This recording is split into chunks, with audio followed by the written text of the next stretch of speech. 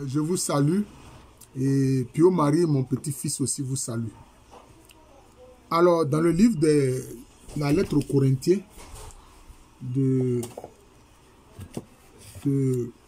Paul, de l'apôtre Paul, il était très mécontent de ce que un monsieur s'est accaparé l'épouse de son propre père et avait des relations avec elle. En principe, ça, c'est ce que l'apôtre Jean a appelé un péché qui conduit à la mort. Parce qu'il y a des péchés mortels. Et il y a ce qu'on appelle ordinairement des péchés véniels. Mais le péché, c'est le péché. Parce que quand Dieu regarde quelqu'un qui a péché, c'est la souillure que Dieu voit. Mais c'était tellement grave. Parce que là, il a détourné la propre épouse de son père. Et il avait des relations avec elle. Et lui, il était dans la communauté ne lui disait rien.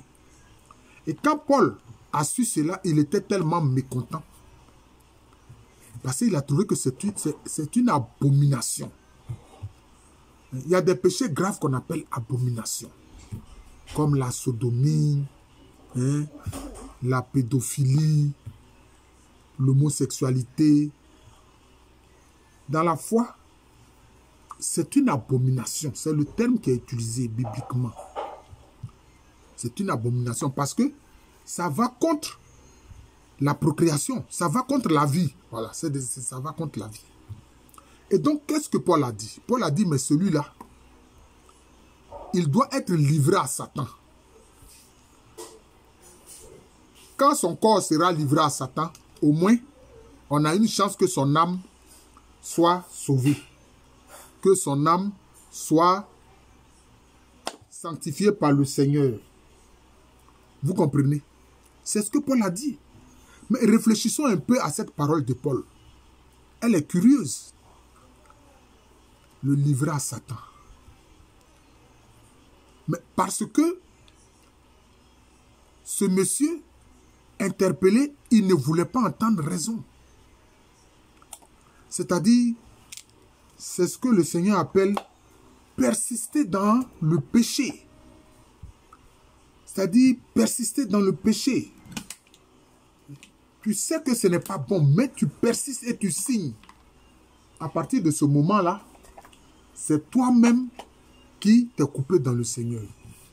C'est pour ça que l'apôtre Jean a dit, si vous voyez un frère qui est dans le péché, qui fait un péché régulièrement, il faut lui dire, il faut l'interpeller.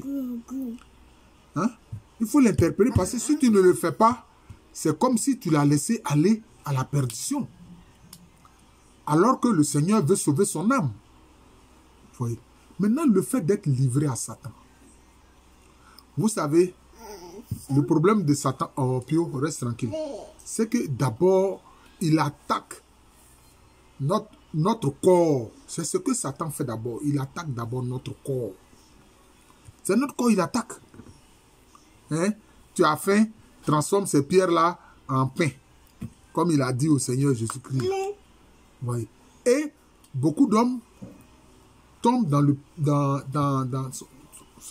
tombent devant cette tentation-là. Le besoin du corps. Hein? Qui vient aussi la question du besoin d'argent. Hein? On a besoin d'argent. Donc on fait n'importe quoi pour avoir de l'argent. C'est un péché grave. Vous comprenez? C'est pour ça qu'il a dit, comme ce monsieur, il persiste dans le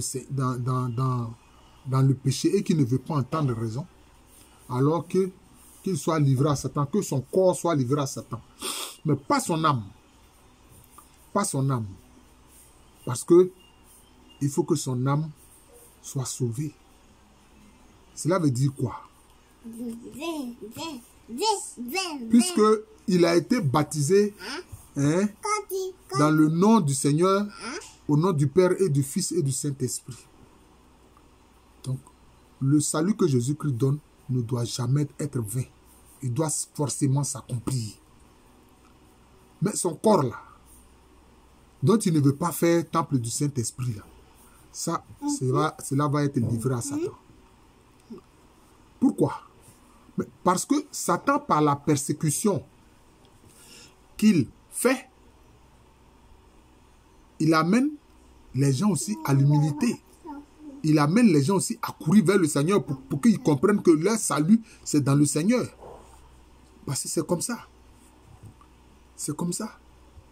Quand quelqu'un est livré à Satan, mais Satan le persécute terriblement. Alors cette souffrance terrible, comme lui, il sait que le Seigneur est là, que le Seigneur est présent, que le Seigneur existe, alors il accourt, il vient vers le Seigneur pour qu'il se repente et qu'il soit sauvé. Parce que la miséricorde de Dieu, son amour est sans limite. Vous comprenez? C'est de ça qu'il s'agit. C'est pour ça que Paul a dit il faut que son corps soit livré à Satan. Pour que son âme ait le salut et que son âme ne soit pas perdue. Voilà.